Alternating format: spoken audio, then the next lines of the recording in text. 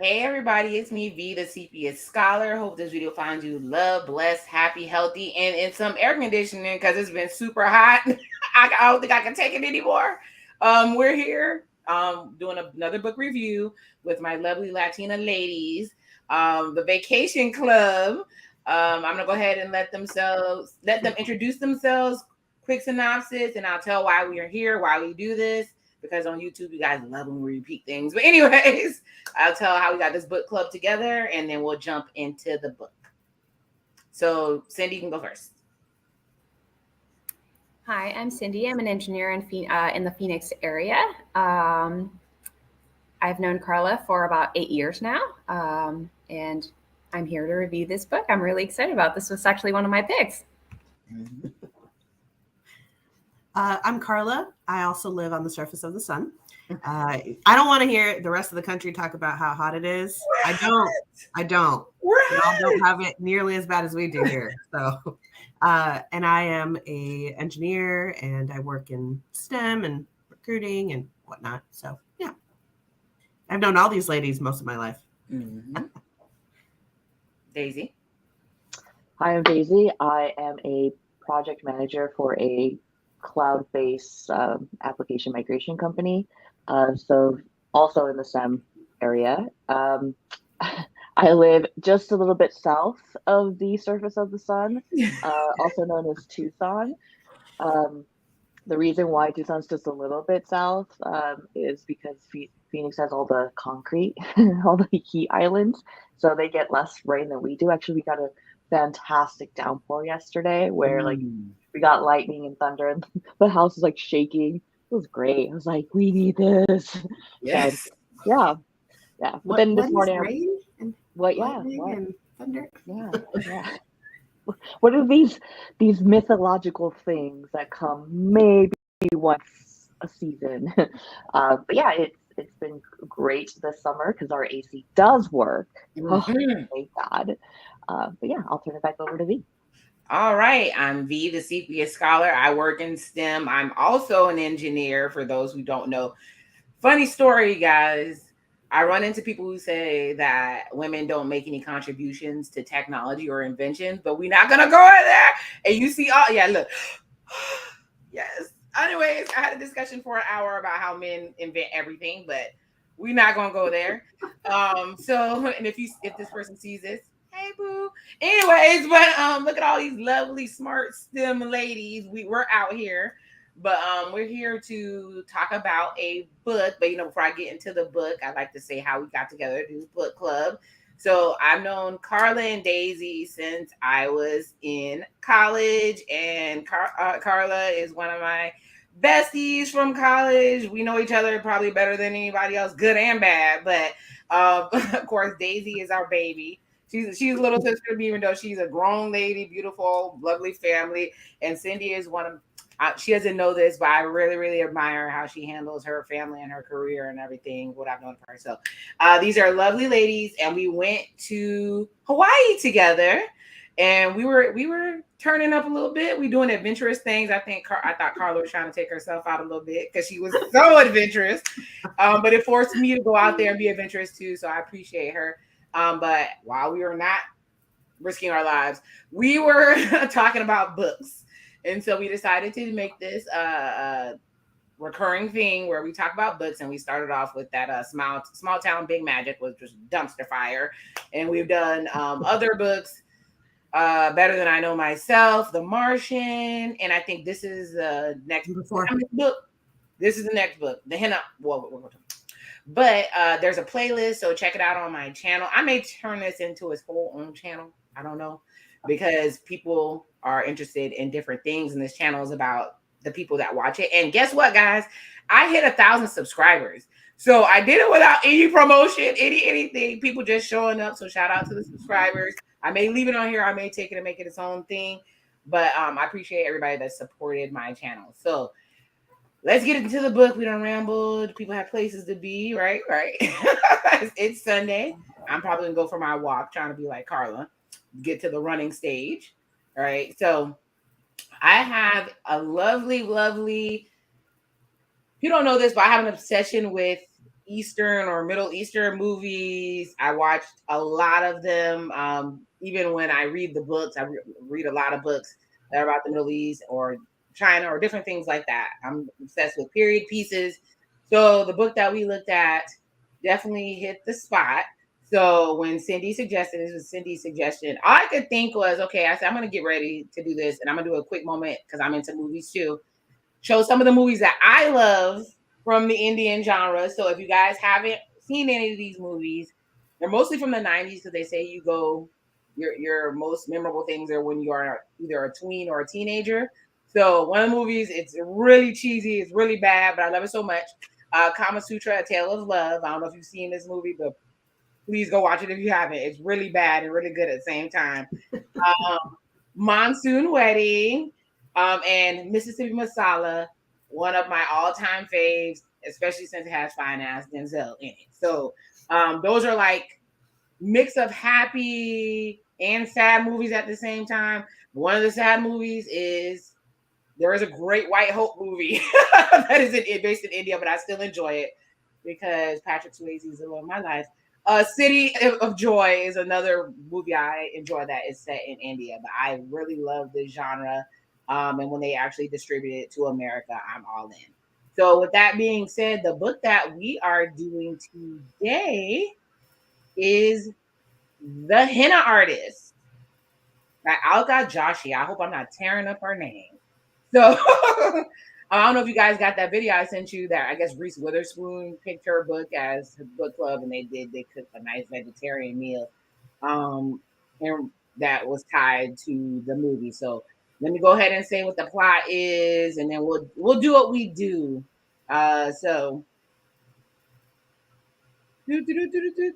Okay. The Henna Artist is set in northern India in 1955.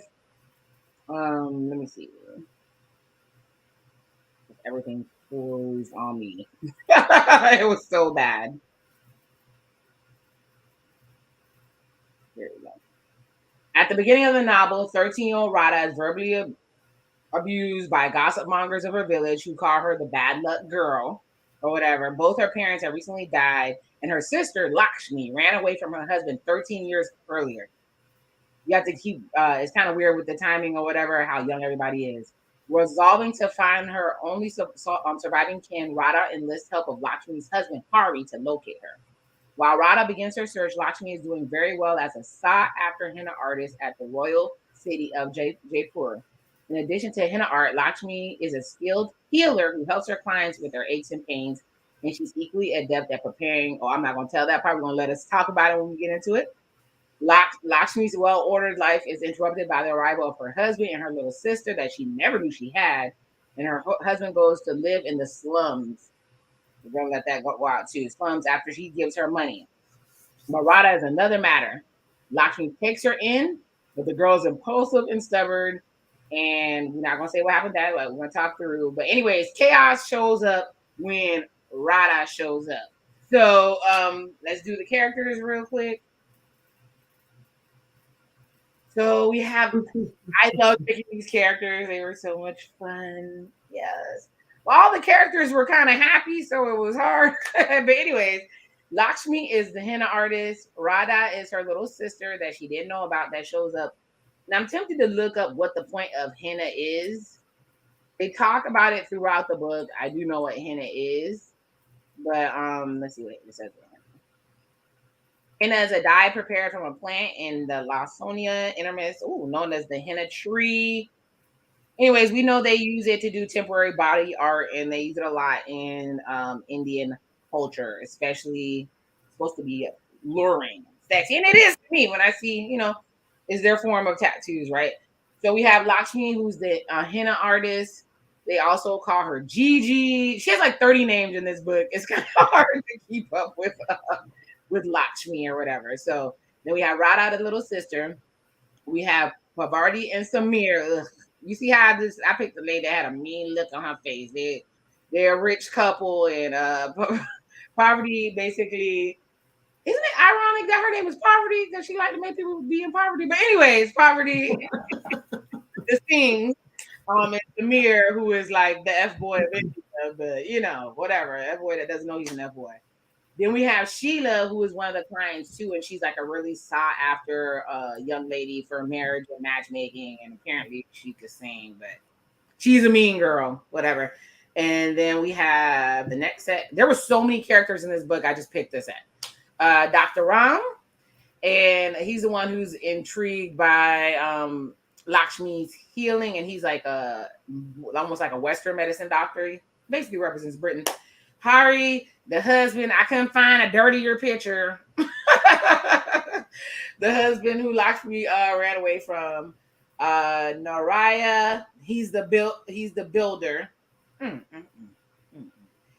And Ravi, he's like the hotness of the place. He sings and he acts in plays, and he's a sought after guy that everybody wanna match make with. So I've been running my mouth. I'm gonna let somebody take over. What did you want to do a synopsis of the plot, or what you thought about the plot, or run it through, because that was kind of a lot. So what do you think about the book? I'm gonna have Deysi go because she's me. So, I mean, there's a couple of things that I want to point out, right? Like when we talk about the builder, right? So Lakshmi she's been working for a long time, trying to build her reputation, build her income so that she could be independent. And so one of the best icons of independence would be owning her own house. So this is how the builder, right, really comes into a lot of this. And a lot of these rich couples, right, she has to physically be I wouldn't say a servant, but more of she has to lower herself always, right? Because she's a merchant, or she's providing some kind of service to these ladies who are a higher caste or social status than her, right? So this is back in the 50s in India, so not that much after the independence. So the British have left. Some of their customs are still there. Some of their ideas are still there. People are still there, right? So it's kind of intertwined, but I do want to say that it's hard, right? And I think Karla and I discussed this a little bit on the side. It's hard because you always romanticize, right? All these like epic romance novels are set in these back times, but then you start really thinking about it, like, but would I really want to be part of that? Like medicine back then, the way that they treat women, like my rights as a human being, like would be completely different. So it's hard. And this is one of the things I was like, you ladies love drama. Oh my God. I was so stressed out through most of this book because I'm like, no, this is not about to happen. I'm like, Yes. Oh my God. But it's great to see, right, that good things do come to good people, bad things come to bad people, and sometimes life is life, and you just got to take the punches as they come. You got to roll with them. Yeah, it was weird, and it's sad, right, because I feel like somehow the stereotype of the bad luck girl kind of still follows Ratha throughout the whole thing. Like she's bringing super bad luck to her sister, but that's in one perspective, right? To Ratha's view, and this is the hard part, right? She's 13 when she's introduced. And as a 13-year-old, you're selfish, right? You are a child. It's all about you. It's all about your survival. And especially if you had no one to lean on growing up, like you're gonna do whatever it takes to keep yourself safe. The hard part is that you just didn't have anyone there to show you about society. So it unfortunately lands on Lakshmi to do a lot of that. But I'll open it up to the other ladies to see if there's anything else you guys want to add. Cindy? I think that was a very good synopsis of the plot. One thing, I think, one of the, how Radha got her nickname of the bad luck girl was, I think it was her dad died in a drowning incident. And then later on, her mom passed. And well, in between there, she would go get water at the river, and then like this hailstorm came or whatever, and it ruined the crops. So they blamed her. And then that's how all the bad things that would happen at the village, they would end up it would end up being attached to her. And that's why they kept calling her the bad luck girl. I agree with Deysi. She was, at 13, you are extremely self-absorbed. It's everything is about you. You are the center of the universe. And with Lakshmi, I mean,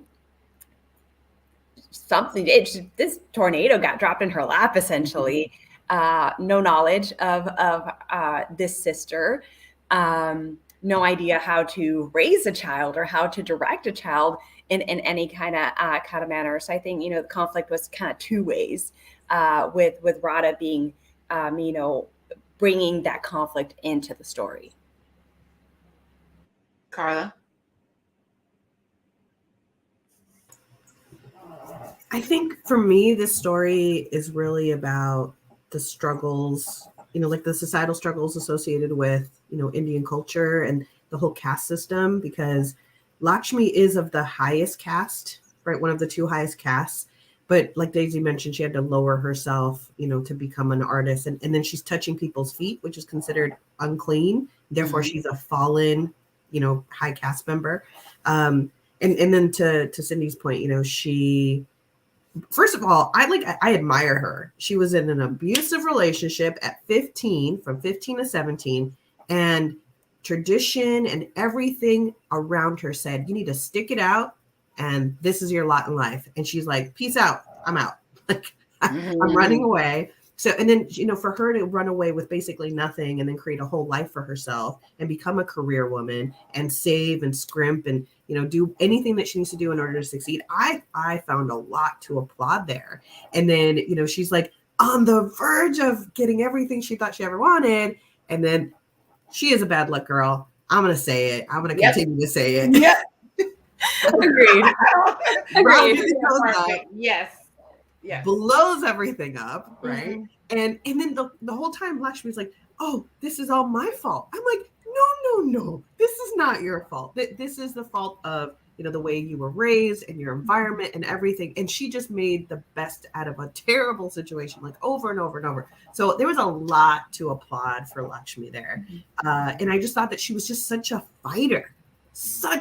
And then towards the end, whether we're really revealing plot or not, I thought that it was great that she had established a little support system for herself, and that her friends were just like, hey, we're going to help you through this because you've always been the one to carry this burden. So it was just such a good story of kind of redemption and struggle and female empowerment and perseverance. She had so much of that throughout the entire book. That's one of the reasons I love this book and I love this character, because of her perseverance. Yeah. But I feel like you said something really important, Karla. You said everything she thought she ever wanted, which is different, right? That what's going to actually make her happy. So overall, right, throughout her struggle, she realizes that the life that she's built is fleeting, right? It could be changed at a turn of a dime. But the life that she ends up with is the one that she physically can be proud of.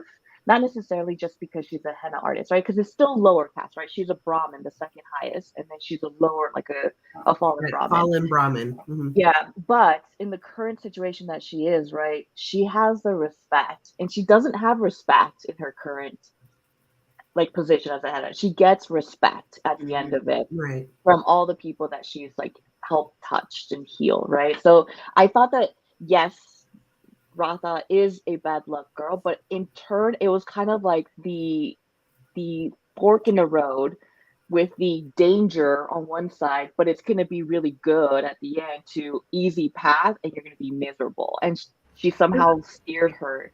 And she does find a lot more purpose, right? Yes. She finds a lot more purpose in life as a result of this kind of left turn that her life has to take. But she would have never taken that on her own, Correct. Because her definition of success and what she was aiming for was definitely not where she ended up. Correct. So, yeah, she definitely needed that redirect, I think. I think all that. Even though Radha was the bad luck girl, and it was chaos.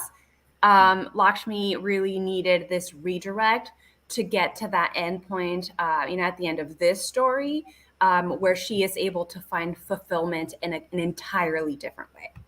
Mm-hmm. Yeah, I think she was basically Radha propelled the story, right? It's like Lakshmi knew what she had to do for society, and she had already bucked it once. So she tried to spend the rest of her life with her head down so she would avoid any more disasters. Or because to me, there were so many villains, but they weren't really villains in their mind. They were upholding the societal expectations. So to them, she was the catalyst or the problem. And she spent most of the book deciding, do I go down society's expectations or do I do another way and end up somewhere where I might not know where I'm going to end up? But she did it. Sounds crazy. She did it in a very cunning and passive way. She never overtly did anything. She sat back. She watched the situation. And then she said, okay, how can I? Except for one. I know which one you're going to say. Are we talking about Samir? Except for Samir? Yes, Samir. That was some foolishness because we're going to spoil this book. I'm going to really talk now. Let's do it. Let's do it. Let's spoil it. Let's do it. Because to me, when she ran away. Wait. Can we? Okay, go ahead, because we want to get how she actually meets Samir, right? It gets to. Go ahead. You can say her. Yes. I think that's really important. Right, super important. So when she runs away, right, she ends up in the pleasure district of some town where she gets picked up as a henna artist because she already knew how to draw. Someone in her town taught her how to draw on top of leaves. I don't even know what kind of leaves they are, but they sound like something I need to dive into. And so she would then henna artist the courtesans, right, on their bodies. Samir, who would visit these pleasure palaces, found out that apart from the henna, right, she would have contraceptives to the courtesans so that they would not get pregnant. And so he decided that he needs her services in Jaipur. So he brings her to Jaipur specifically for the contraceptives because he wants to then have fun with the widows. Yes. And that's the part that I am just so hard on, right? The fact that he preyed upon widows, young widows. It wasn't just him though. He would sell them as well to his buddies friends as well. Yeah. So it was known that they were going to have affairs. And I don't consider him a predator. I mean, those women were grown women at that point, you know. And society had cast them off and said, hey, regardless of how old you are or young you are, you're a widow and we have nothing more to do with you. Like from the society standpoint, we're done with you. And they're like, we're gonna have some fun, man. And Samir showed up with the party with the contraceptives. It was like, hey, I got you if you need this. And so the reason why I say that he preyed upon them, right, is that these women are in a corner. Right. There are no means for them to really make any money. Right. They're kind of just there. They don't have children to keep track of them. And you're right. They're a cast on society. They're just like, nope, we have nothing to give you. If we feel pity, we might give you food. But he would be like, let me give you money. In turn, I'll take care of you if you sleep with me type of thing. And he was charming. Right. So he was able to kind of, and I hate using the word dupe, but he seduced these women to believe that he would be there for them. But eventually, right, he would just, same thing. When he was done, he would cast them off and then go off to another one. So the main point, right, is that Lakshmi would be the person there to help them stay out of trouble of illegitimate children. And so he then introduced her to his official wife, and then for the henna, and then she would introduce her to her friends, which were the actual wives, right? And then she started gaining the trust of them as a henna artist, but had a side business as the contraceptive queen, I guess. So then, okay, B, go ahead. It was so much. There was so much in this book. I don't even know. So I'm skipping all ahead. So now you guys are focusing on Samir. Both him and his wife were trash to me, because the wife knew what he was doing, but it was something in the fact that he had an affinity for Lakshmi, because remember, he would give Lakshmi money if she needed it. There was always a flirtation between the two, and I was so mad when she went and gave him some at the side chick's house, I was like, what the hell is going on in here? When she finally gave in, I was She was in had my feelings. romanticized that relationship. Yeah, that was She weird. had. Absolutely, she and had. she said, she's like, I mean, she's been attracted, I think, to Samir, and it may not have necessarily been a physical thing, but here's a man who's stable, right? Who's wealthy, who doesn't, like, if you recall, in order for her to build the house, she had to go and buy land, and they wouldn't even deal with her, right? Mm-hmm. They wouldn't even sell her the land. He, went in and helped her purchase that land. I mean, it was her money. And really, she only borrowed money from him one time when she first got to Jaipur and then paid him back within a week. So, but he was her safety net. Like, had she had a good, stable husband, that would have been her, it for her. But she didn't have that, right? She had this Harry character who beat her and was abusive and was illiterate and all that stuff. So here's someone that provides support. So I think that her attraction to him came as a result of what she needed, that she hadn't been able to find anywhere else. I mean, even her parents, like in today's society, if you can't afford to buy a house, like sometimes your parents help. You have like a support system. She had nothing, and he became her support system. And when she was like, I held out for 10 years, she was attracted. I mean, here was her end all be all, right? For the last 10 years. And then finally she's like, all right, let's do it.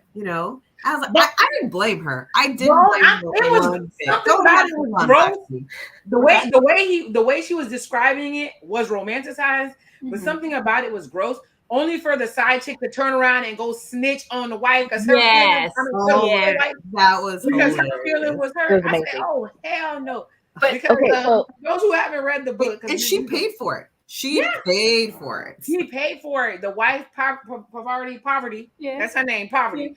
Came and made sure she was already mad because of the son Ravi. She was already mad. Oh yeah, because there's the whole Radha story, but yeah. So we haven't even gotten to that point yet. Yeah, it's like we haven't even talked about Ravi. So what was interesting is like I'd read the book and I was like, it was all Pavardi's fault, right? Like she went and spread these rumors, and it wasn't her. Yeah. Someone else started the rumors about Lakshmi, and she was just happy to fan the flames. And so when Lakshmi confronted her, she was like, it wasn't me. It actually wasn't me. She's like, I just helped. She's like, it's amazing what people are willing to believe. And I think that all those women, all those high fancy society women that were rich and could afford all this expensive henna were always jealous of Lakshmi. I think one, because she was so beautiful, and two, I mean, intrinsically, they knew how much more freedom she had that they did not, right? And I think that someone was like, yeah, you know what? I'm kind of fed up with Lakshmi. So they start this rumor, poverty helps. The rumors get out of control, and she's basically lost her business. So, yeah, it was like an attack on Lakshmi on all fronts. From all sides, yeah. So, wait, you guys also have to understand, right? She helps the young queen from depression. Her fame takes off, right? So she gets hired. Yeah. The Maharani, right? Says, hey, if you can get the young queen to feel better, you're gonna make it. And she does. Like everyone's expecting her to fail. Like all the doctors failed, right? All the like wise men failed. They've had people come in, but she's the only one that knew intrinsically what a woman needed when a child was taken from her, right? Just support, just say, hey, I'm here for you, and just like slowly take that away from her week over week, and then made her great. So that was the thing, right? They talk about all the people that were just there to hear about the rumors, but imagine you are rooting for her to fail, and then she makes it, and you're just like, this was my one chance. Well, and this kind of propels her to a different stage in life, right? Yes. Like, they're paying her 40, 50 rupees every time she goes in to do henna. Every time she goes to the palace, she gets 500 rupees. Yeah. So all of a sudden, like, money wise, she's doing a lot financially. Yeah. Yeah. It was just, I think it was a lot of jealousy from the women. Yeah. Let's roll it back. I want to talk about two sets of characters before we talk about who's our favorites and everything. Well, a little bit. So let's talk about the Radha story. So Radha pretty much comes. She's a young girl. She comes to Lakshmi. Lakshmi kind of cleans her up because she sees her. I think she sees her mother in her. And since she wasn't able to save her parents, she's trying to save this girl. She's trying to get her into a good school, teach her how to get a trade with the henna. all that good stuff. But Radha, like you said, she's young, she's selfish, she's kind of angry at the sister for leaving her, even though she didn't know she exists. But Radha is young, but she's cunning too, because she offered people things, connived her way for it to get a ride to go get to Lakshmi or whatever. So as she's going around, I think she thought that Lakshmi didn't think she was good enough to be around the people she was around. Like, remember when Sheila, because remember Lakshmi was doing matchmaking too. So Lakshmi was all over the place. She was in everybody's business. She was setting up a match or whatever. And Sheila knew that Radha was pretty. You know when you see the pretty girl, even in the stupid early 2000 movies, she's pretty, but they put on glasses on her to make her seem ugly, and she's really a model, right? Everybody could see that Radha was beautiful. Even Samir mentioned how beautiful Radha was, which Lakshmi was a little bit jealous and got creeped out, right? So everybody knew, and she came with Hari, and remember, she gave Hari money to go away, so he kind of disappeared for a while. It's funny how he came back, right? So Radha is going through, and then Ravi, who's the son of Parvati, actually, who's supposed to be matched with Sheila, remember he touched her the first time, and Lakshmi didn't want to believe it. He touched her and left that paint on her from when he was acting in the plays or whatever, and Parvati tried to get rid of Lakshmi then. And then she said, if you and she knew Lakshmi and her husband had a thing going on, not sex, but an arrangement. She's like, if you ever talk to him again, if I see you around, I'm shutting everything down. And then the builder, who to me, even though he has a small part, he's a whole villain to me. He's Jafar, because he comes in and he keeps upping the money and trying to steal the house from under her, because all she wants is a house of her own for her and Radha to be in. When he says that you owe me all the money now, because Samir had got her the extensions, and she went to Samir and get the money, and she runs into Parvati, and Parvati like, I told your ass not to be around my husband. And she pretty much banished her, and that's when all that stuff happened. And then they end up matchmaking. Well, everybody finds out that Radha actually is messing with Ravi. She's young, she's dumb, she gets pregnant by him, but he's still matched to Sheila. They're the actual match, and he actually announces the engagement, even though he's telling Radha that he loves her. So there were so many stories going on, and then there's a fight to keep her baby, and it's ironic because Lakshmi actually helps people, bearing women, have babies, and also helps women unalive babies, right? So and the reason she helps the women unalive babies is not always because they're widows that have been getting their free con. That one lady, choice. Yes, that one lady who passed away because her husband did something to her. It was graphic. They tried to save her ever since. I think that's how Hari got into it. Because remember, Hari became someone who did the contraception and healing too, because he was beating on her and doing all that crazy stuff, and then he realized that his mother actually taught her the trade, and his mother loved her. And when his mother passed away, he took on the trade, and he grew in compassion for the women too. So it's like there was a bunch of men that had like no accountability in this book. The one man that actually had accountability in the book turned out to be Hari. So there were so many things going on. And then the lady who couldn't have children. Remember, Radha was pregnant. She didn't want to get rid of the baby, but the baby technically had royal blood, and they were going to give it to the Maharaji or whatever, and adopt behind the scenes without anybody knowing. And then she had to make a decision there too. She could have just gave the baby away, right? And they could have skipped off, or she could keep the baby. You guys want to talk on that? I think, ultimately, I think Lakshmi was trying to give her sister the life that she never got, right? Mm-hmm. Her parents were very happy to pawn her off at 15 because they couldn't afford to feed her. And here comes Radha, and she's like, hey, I want to give you all the opportunities that I missed out on, right? The school, the education, when she gets into the Maharani School for Girls, she's like, hey, it's possible that you can go study overseas if you want to. Like, you can actually leave India. And, when she gets pregnant, it's just like the whole house of cards comes crashing down. And by the way, this book makes me terrified of when my daughter hits teenage years. I'm like, holy moly, I'm gonna have to watch her like a hawk. She's not allowed to talk to anybody. But it was for me, it was just crazy. And then Rotha's like, hey, I'm keeping this kid, right? He loves me. That was infuriating. Together. It was so sad. And we haven't gotten to this part of the book review, but like I already know who my who the worst character was. When I hate Ravi like nobody. Ravi and Samir together, because that's like the apple fell right next to that tree. I mean, father and son, that boy. Yeah. And I thought it was so crazy, like here's this royal family and a pundit is telling them you can't have your own kid ascend the throne. Like you need to go and adopt someone. Like they send the prince off, they cast him off and send him overseas, right? Which is why the Maharani's like super upset. Her son just, was ripped out of her arms. And then now they're going to adopt someone and then it's going to be Rotha's baby. And I just, Rotha's like, at one point she says, this is so unfair. Why can't I raise my own kid? Like all I ever wanted was to have a family. Like all Lakshmi wanted was to be successful and be independent and make it. And all Rotha ever wanted was to have a family. And she's like, here's my opportunity to have a family. I'm going to have my own kid. And they're like, dude, you're 13. You can't raise this kid. What are you thinking? And so I obviously see the logic there. And I'm glad that Rotha eventually came to understand that like the best thing for the baby, right? Because it's not what's best for you. And that's kind of what you learn as a parent. It stops being about you and it starts being all about the kid and what is best for them. And you have to make those tough choices.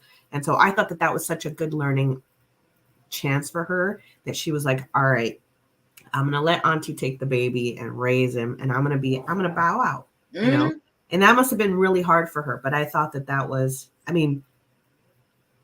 today it would be impossible for a 13-year-old to raise a kid. I can't imagine what it would have been like back then, 1950s, So.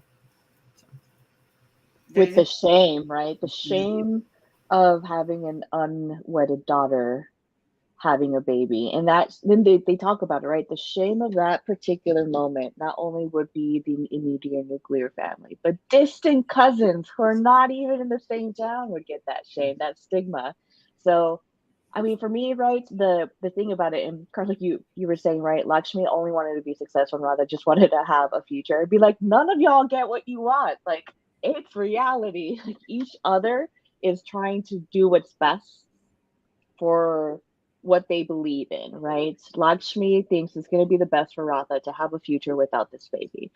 Rotha thinks it's going to be the best for her to have her family, but neither of them are really able to communicate the point of view to each other, right? Because they have different principles. And that's what I think, right? That Rotha was so self-centered because in her mind, when she was growing up in the village, the best thing that could happen to a woman was to have a baby. That was her fulfillment of life.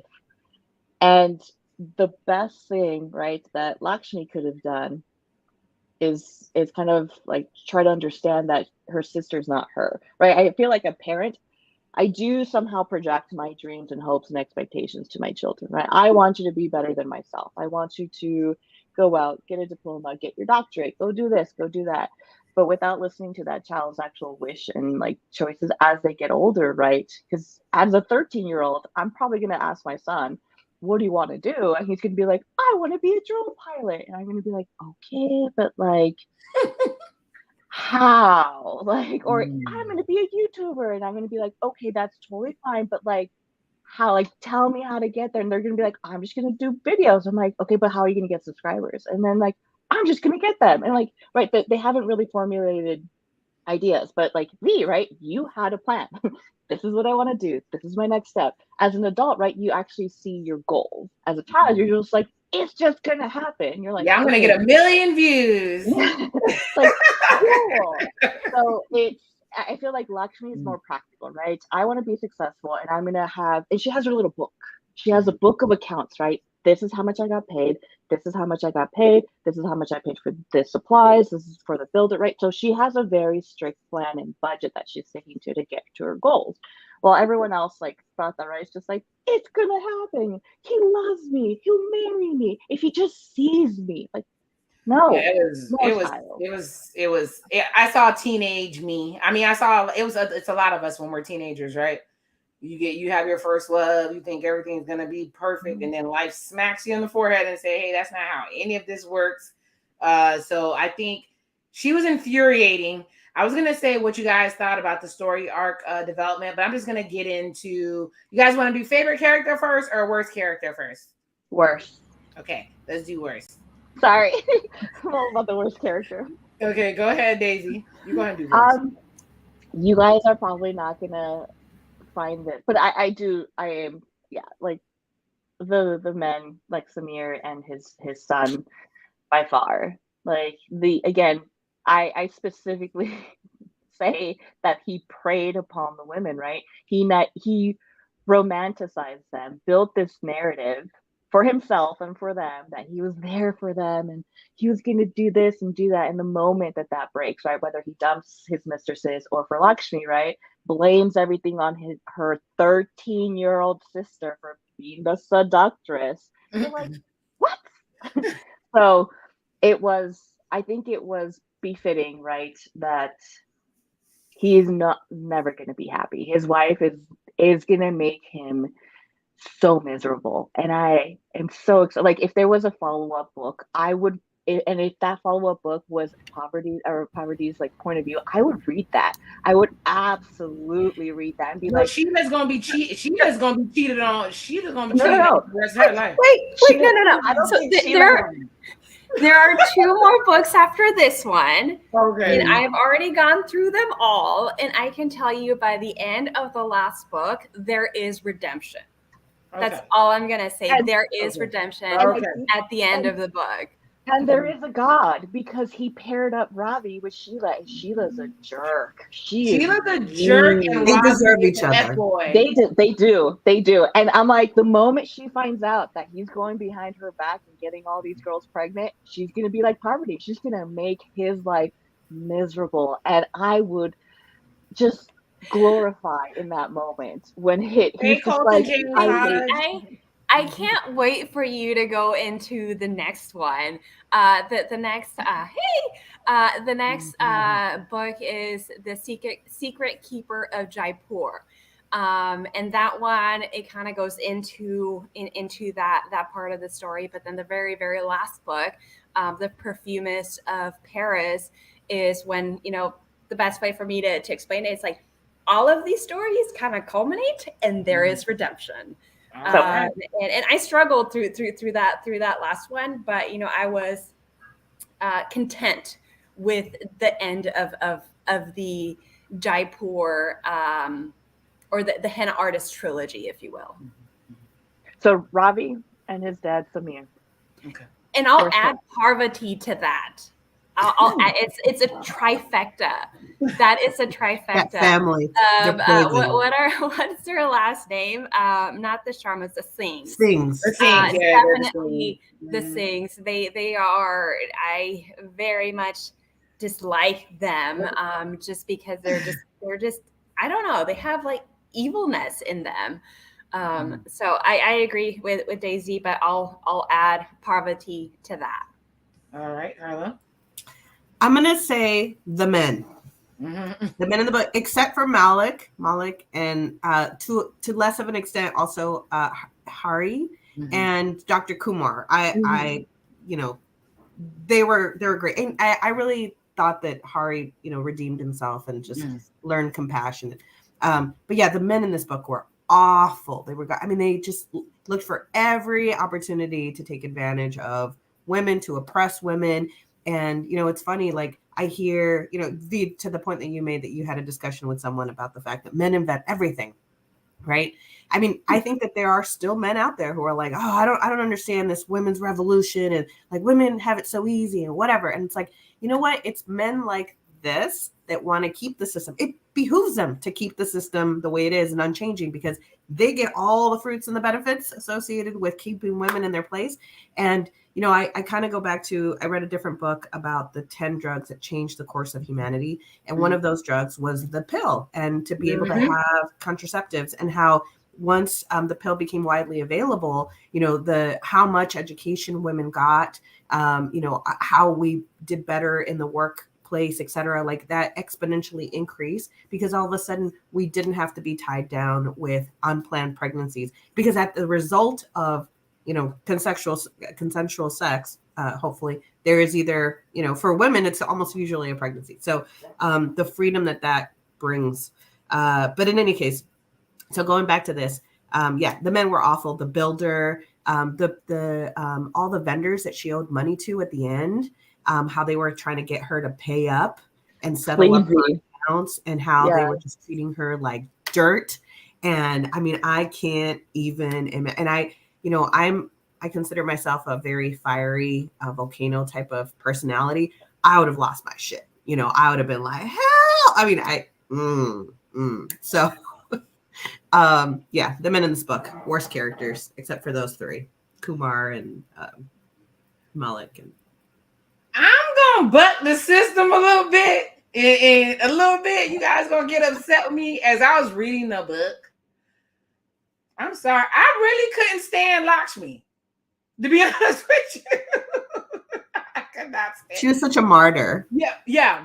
Radha was bad. Radha gave me small town big magic vibes with this with the selfishness and ever sister. Well, yeah, what the hell is that lady? It was terrible. But something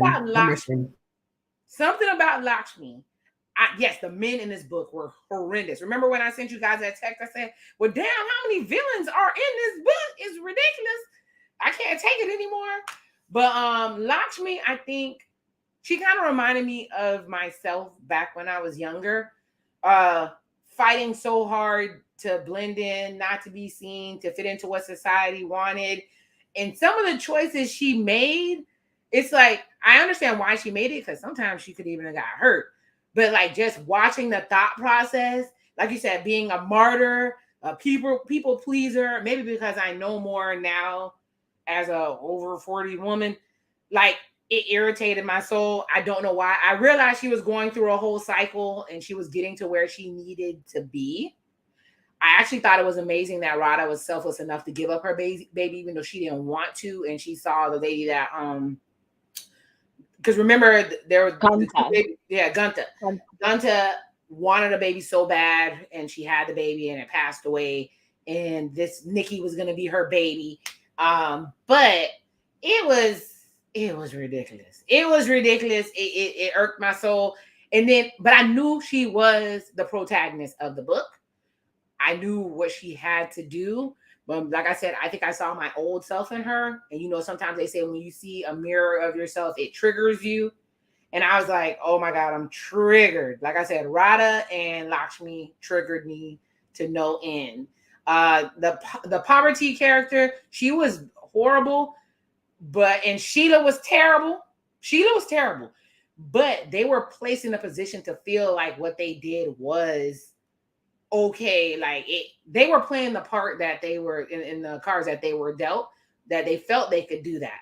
But I honestly, like I said, I pray to God that Poverty and Sheila get cheated on until the end of the end of time.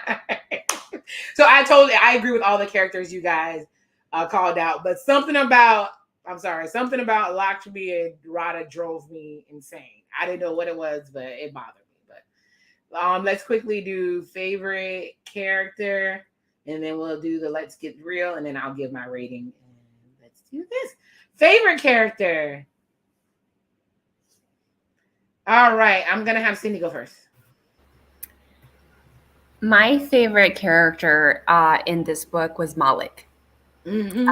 He's the little orphan child, street child, essentially, that follows Lakshmi. Yeah, that's him right there.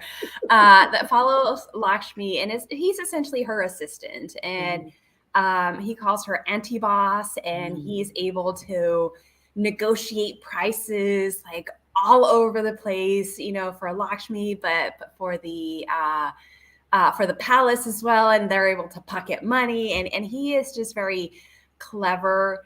I feel he has a really good heart, And he was just like constantly there, just trying to bring joy into the situation, or try to steer the situation into a better place. So he's definitely my favorite character. He was a minor character, but I really did enjoy him. And then the second one was Matho Singh. Do you remember Matho Singh? The parrots. The parrot at the yes. palace. I was thinking about him. I thought it was a parakeet, but yes. Yeah. So I like the parrot. And then the older Maharaji too. I thought she was really, really clever. And like, I want to be an old lady like that. Like, she is feisty. She knows what she wants. She's got no filters. Does drugs. Like, that is my old lady goal, is to be like her. So I guess there's a couple of them. She also does her orchids. Like, she has she does. Yeah. Yeah. There you go, Karla. She probably brushes her teeth with whiskey too. You know what? Deysi. You guys are gonna hate me, but one hottie. I think redemption, right? This man was trash, right? He would beat up his wife. He actually knew, right? Eventually he knew that she was taking contraceptives to prevent herself from getting pregnant. And he's like, how dare you steal my offspring from me? But then as he started seeing these women, right, begging for his help, after his mom got sick, and then after she passed away, right, he started seeing that he was the root of the issue, right? He needed to change in order to be able not only to help these strangers, but to help himself and to help Lakshmi in that. And then my second favorite character, again, you guys are gonna not, I actually really like Poverty. And the reason why, right, is that this woman, like Cindy said, is put in a situation, right? She's from the highest class. She's of royal blood. So she has expectations, right? She has to fit this image. She has a husband that she knows is going to step out on her. She knows. She sets strict rules and saying, hey, I need to protect my family. But at the end, right, there's two scenes. One, when she goes to Lakshmi, and tries to give her the money, right, for the arranged marriage. And Lakshmi just pretty much shows it in her face. And she's just like, I hope you get, like, you go find your contraceptives for your husband and your son somewhere else, type of thing, right? It was like such a redeeming moment. But the imagery, right, that I want to bring is that she walks out of that house without her umbrella and just in the rain. And in that moment, right, I feel like she finally realizes she needs to turn her house around. Right? Or she needs to find some kind of way to be better herself. The second part, right, is that she buys like Lakshmi's house at the end. And I feel like if I was that woman being like, man, like this lady slept with my husband, was rude to me, and I'm in my situation, but overall, right, if I needed a sanctuary, hell yeah, I would throw that in my husband's face. Oh yeah, you know that one girl that you really, really liked and that he turned her back on you? Yeah, I own her house.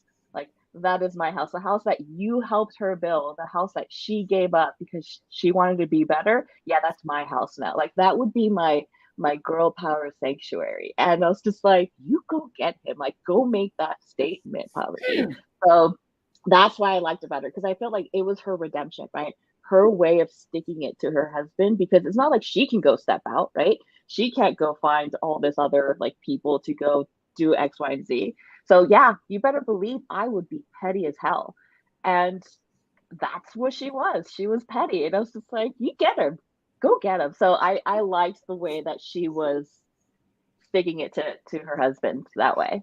So I haven't read the rest of these books, but I have mixed feelings about that. I wonder if, I'm not gonna ask Cindy, but her buying that house is very strategic, and I get what you're saying, boss bitch stuff. But like, I would definitely not like.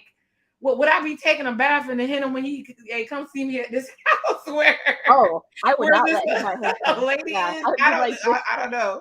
If anything, if I could buy myself a side piece, that would be the house that I would go see my side piece. Right? Okay, but very like, good. It would be like, again, like, can my husband come see me? No, hell no. Like, this is my house. I bought it, my money. But again, I haven't read the other books, but that was, at least when I read it, that was the intention that I got from her. And I was just like, damn, that was Yeah. That was sick. You buy the house that the side piece built, and it's scraped and scrimped and saved for, and you're up in there taking a bath. Right, but she borrowed your money. Like, she borrowed her husband money, and I'm paying it back, type of thing. Like, yeah. Karla? But we'll see.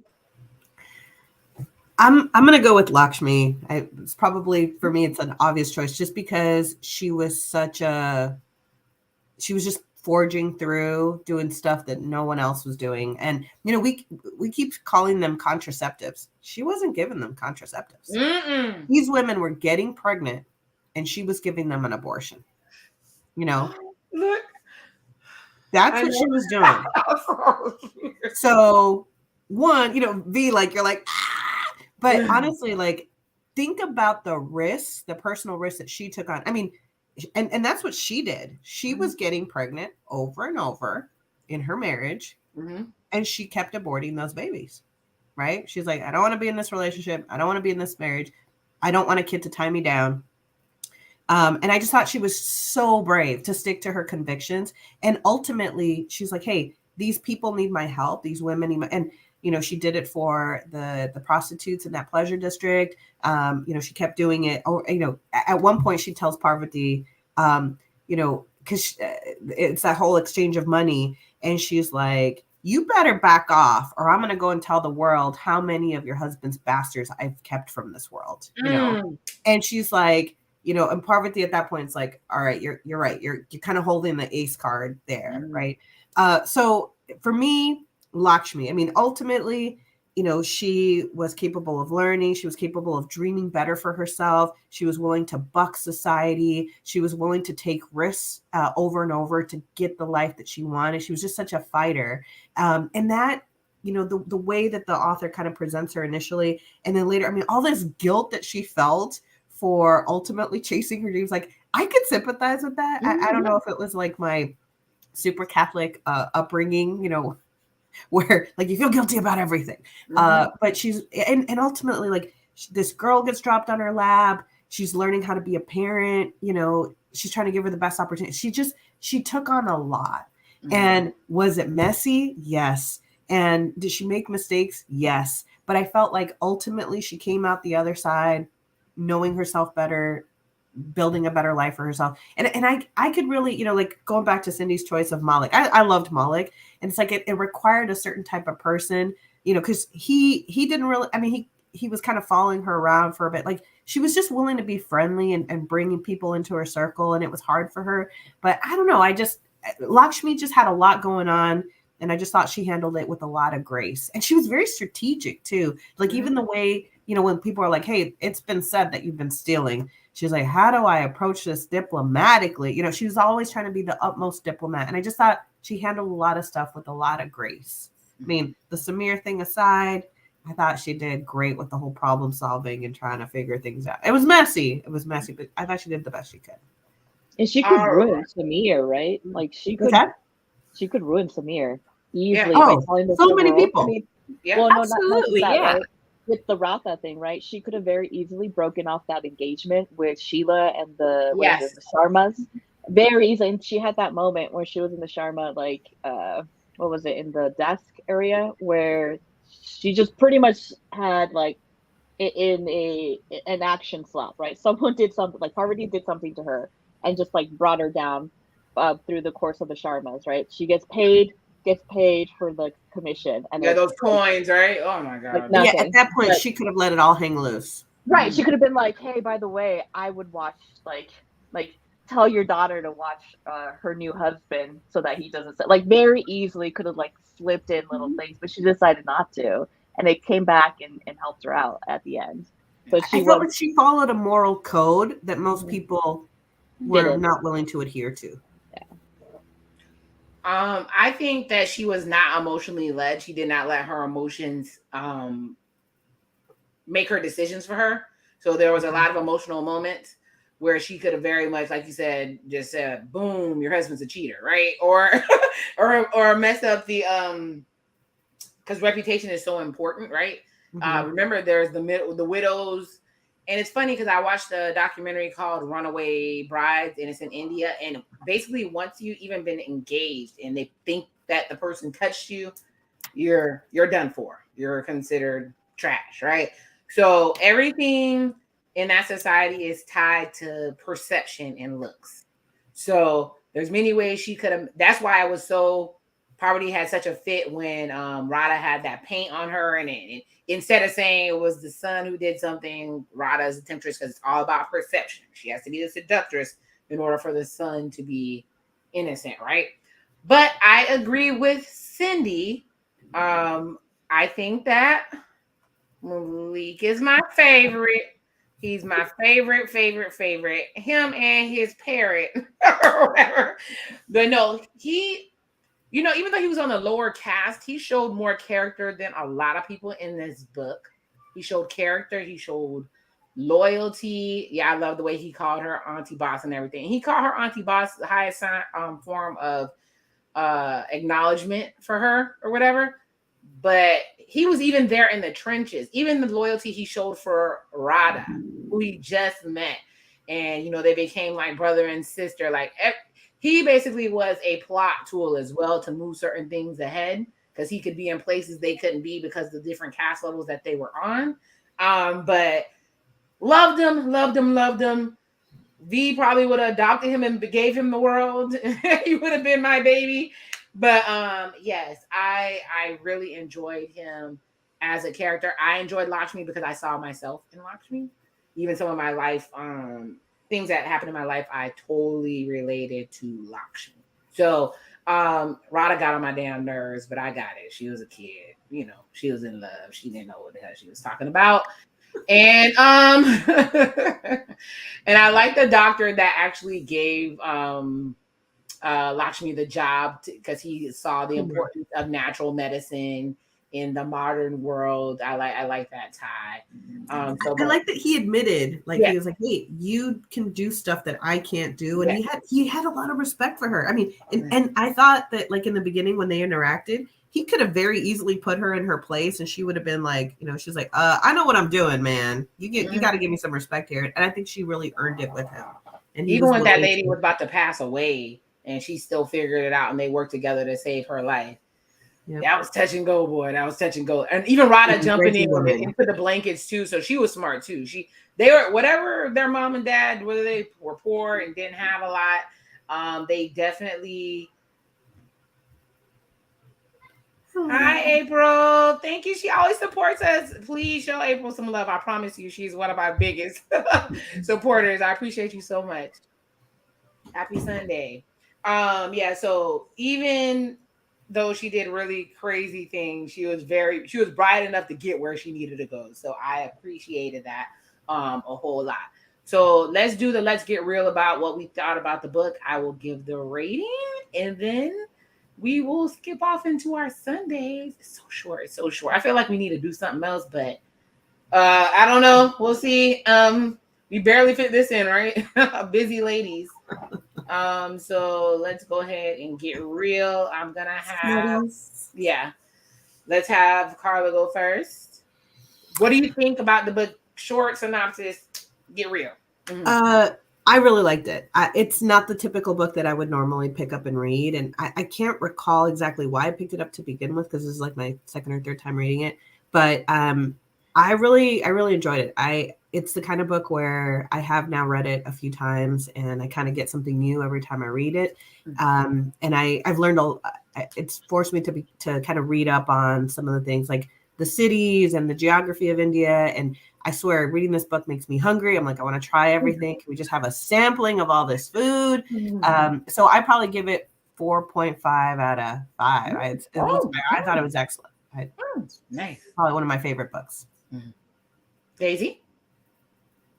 I don't want to sample everything because some of them are specifically made aphrodisiacs, and I'm like, I'm good. You don't want to feel,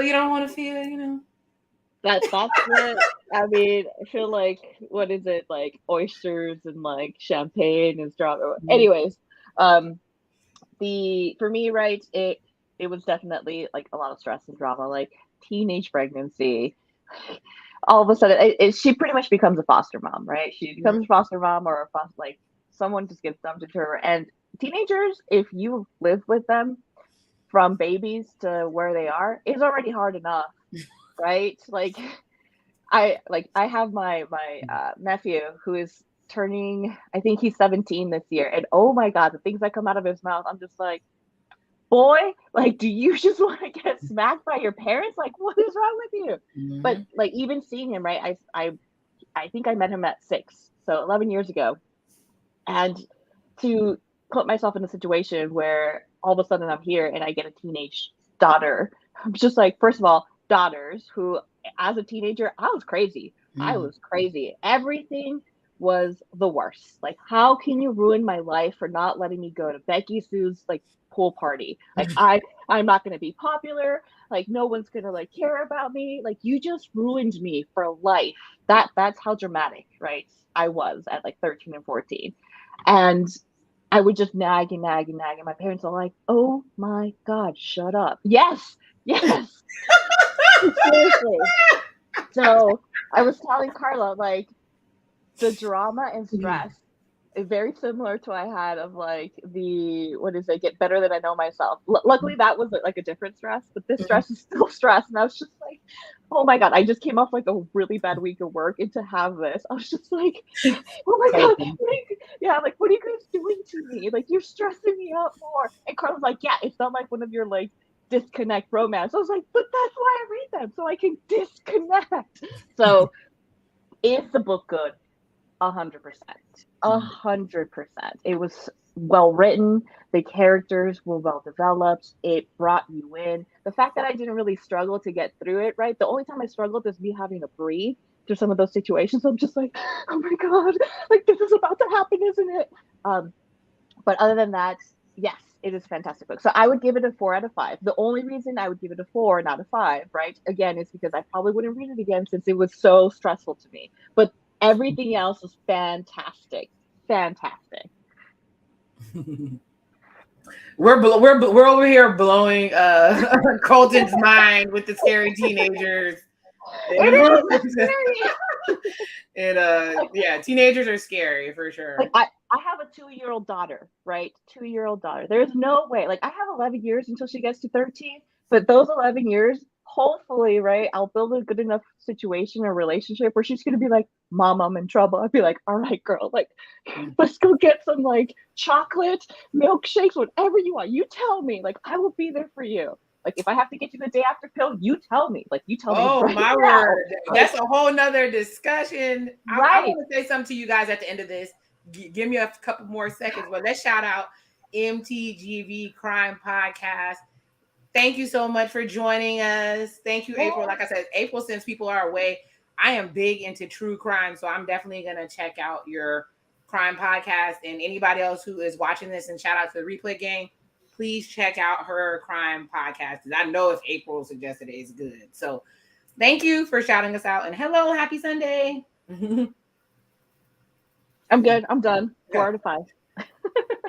Cindy. Okay, so I guess I have to tell the story of how I came across this book. So imagine this, June 2020, where everyone is locked in their houses. Essentially what had happened, during the pandemic, right? Everyone's at home doing puzzles, doing whatever to keep some kind of sanity. I started getting to a lot of the audiobooks, and Karla sent a couple my way. And this one, I looked at the cover and I'm like, okay, this sounds interesting. Like, let me see like what it's about. Read it and I'm like, okay, I'll give it a go. And this is during the time that I purposefully, and I was very, very specifically looking for authors outside of my general bubble. I wanted stories and authors outside of my frequent go-tos, just because I wanted to expand myself a little bit more. So I'm like, okay, who's this Yashi? What's this book about? I listened to it. I'm all like, okay, this is actually a really, really good story. And then from there, I'm like, hey, Karla, check this out. And then Karla's like, I want Indian food. I'm like, let's go now. But so that's essentially how I picked up the book.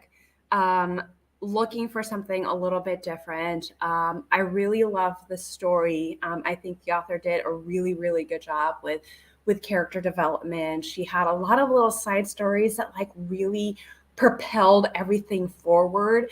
I think. And the one thing I love this author. This is her first book. She published at like 60. And I love that, the fact that she's like, you know what? I have the story to tell. I'm going to tell it. And it kicks off, and age doesn't matter whatsoever. So I love that. That she was able to do that at the age that she is, when a lot of times authors tend to have their first book published much younger than that. So I really liked it. I enjoyed all of it. Obviously, there were a couple of characters that I just like, I do without. That's totally fine. Some scenarios where it was stressful. I totally get it, Deysi. There were times where I'm like, seriously. But I think overall, it was a story about perseverance, about strength, about redemption, if you really think about it, and the importance of having your community and your support structure when you're going through difficulties. So I'm gonna give it a 4 out of 5. I think it was a really good story. It's definitely one of my favorites. And it was one of those books that I bought and purposefully gave to my mother-in-law and said, you're going to love this book. Ladies, I have to admit something. I'm going to say I feel like this right now. There's a reason. So I let myself be emotionally led a little bit and overthink things when I'm about to give this rating. And I think so when I put this rating, don't judge me. Don't judge me. Because I fought. So based on what Cindy said before I put the rating up here, I genuinely, because you guys know I wrote a book too. Cindy, I know for sure you read it. I wrote a book too. And at the age I am, I was scared to do it. It's gonna be out soon. But the book had so many amazing story arcs and characters and details. And I like how she used little things to tell the story, like with Samir, and like she called it, what is the red and white, which is I think Marlboro cigarette. The Marlboro cigarette. Like the way she did everything was chef's kiss. But the problem is the way the Sepia works is I think of a 5 as a classic, 4 just before a classic, 3 something I really enjoyed. And I gave it a 3. But I think it's a 4. So I had 4. And then I said, maybe I'm being too nice to books because a lot of stuff is falling in the 4. Right? So I was like, well, we're just good at picking books. We're just good at picking books. Yeah. So I'm like, it's a 4. But I said, if I rate it too high, I might be being too easy on the book. So although I have 3, it's really a 4 for me. I really enjoyed the book. Yes, I was like Deysi. There was parts of the book I'm like, I know good and doggone well this is not. Is this gonna happen? Is this really gonna happen? Because they wouldn't do this. And some of the stuff that was about to happen was predictable to a point, but you didn't think they would let it go down that route. So you're like, maybe they're gonna have some crazy plot twist in there or whatever. But I really, really enjoyed the book. The author did an amazing job. Yes, the book made me hungry. Yes, I'm here for the aphrodisiacs. I'm here for everything that this book provided, except for the freaking contraceptive cachets or whatever. But sachets. I'm here for all of it, only because I would be scared to be drinking it all heavy and stuff, a lot. That's the only reason. No judgment here. But yeah, I was here for low key. It was a true women's empowerment book done the right way versus that dumpster fire that we read the first book. I think it was done. That author's gonna come hunt me down, y'all. We said it very clearly. No, Get me, y'all. Okay. we said it very clearly. She needed a better beta group. And Yeah, like if she wants us to be her beta group, she will know. We will be honest. and these are really good. These are the ones She could have rewritten 90% of that and done much better. Yeah. But yeah, I really enjoyed the book. And as I said, I'm into Indian movies, I'm into Indian culture. As being in tech and STEM, I work with a lot of they even taught me Gujarati. But either way, I used to be able to cuss with the best of them in Gujarati. But,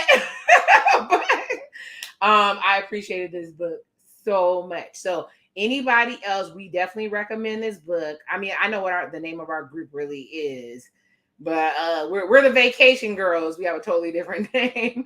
But I totally appreciated this book. Thank you, Cindy, so much for recommending this book. It was great. It was a little bit of a palate cleanser. It was rough. It was bad, but it wasn't modern rough and not bad as in not a good book, but stuff that happened to the character. It wasn't as gritty, maybe because it was in more modern times, as the book that I suggested. So it was more of a step back. It was more of a period piece, right? So I really enjoyed it. So let's have you guys say your parting words, and we will be on our merry way. Shout out to everybody that jumped on. April, Colton, I might MTGV, I think it is. I keep switching the letters, but I'm definitely gonna go subscribe to her. Because I love true crime. But either way, I'm gonna start with Cindy. Tell me your parting words on the Henna Artist. Or in life, whatever you want. Where that's before we got here. I guess, I mean, if you definitely want to, you enjoyed the book, want to continue with the trilogy, definitely do recommend the next book is The Secret Keeper of Jaipur. Okay. Some of the characters in this book do make an appearance in that second book. And that one I think was also very, very well done. And then the last one that the author published, I think it was released in March, The Perfumist of Paris. I thought that one was well done. Not as good as the first two, I think, but it does definitely bring everything to a closure. So, I would recommend continuing the trilogy if you enjoyed this one. Really did. Karla? So actually, all 3 times that I've read this book, I've actually listened to it. So I really recommend the audio version of this book because the pronunciations are spot on, and the reader actually does a really great job of injecting a lot of emotion into the book, and I thought it was just marvelous. And the great thing about this, sorry, Alka, but you can get it at your library. So you don't, if you think that this might not be a book that you necessarily would pick up again, it's a great way to get into it, listen to it, or read it, and then decide if that's something that you want to add to your permanent collection. So I really, really enjoyed this book. And I feel like aside from the enjoyment that I got from just reading it, I learned so much about it, and geography, art, the some of the cultural things, some of the because we're calling this a time period piece. What it must have been like to be in India in the 1950s in Jaipur. So it was just jam packed with a lot of great things. So highly recommend this book. Deysi? I also did Audible, or the audio version of this, which is fantastic, like Karla said. I would recommend, though, at some point in time, if you do want to start looking into it, like Karla mentioned, right, get the copy, because some of the spelling obviously doesn't come through in the audio version unless you go. But I was listening to it all the way to the end, and it said that if you do buy the audio version, there is a link to a lot of her recipes. Like, they give you a free copy of her recipes, yeah. So they're like, hey, just go to this website, and they'll give you all the stuff. So there are a bunch of literally or literal things attached to the audio version of this book. So it was really cool to see how the author did want to give that whole experience to that book in general. But yeah, I think I would definitely recommend this book. So if it's something like up your alley, or if you want something completely out of your alley, but you want to explore different authors, this is definitely one. It's a quick read. I think Audible was like about 10 hours, which is pretty quick. Pretty quick. Yeah. And again, I usually put it on when I'm doing like cooking. Like if I'm just going to be cooking and doing like repetitive motions, it's really good to have that. And I'm an auditory learner anyways. So this is where I pick up like a lot of details and soak them in. And I'm like, oh my God, I can't believe they just said that. But if you are part of that women empowerment, just know you will get angry at multiple points in this book because of what people say. But note that eventually, right, it is an overall good coming of age and like coming to yourself and finding who you are book. So definitely recommend it. With that being said, I'm going to ask everybody to do me a favor. Shout out to all the watchers and stuff. I love doing lives because people actually jump on and you can interact with them, and that makes it extra fun. But do me a favor and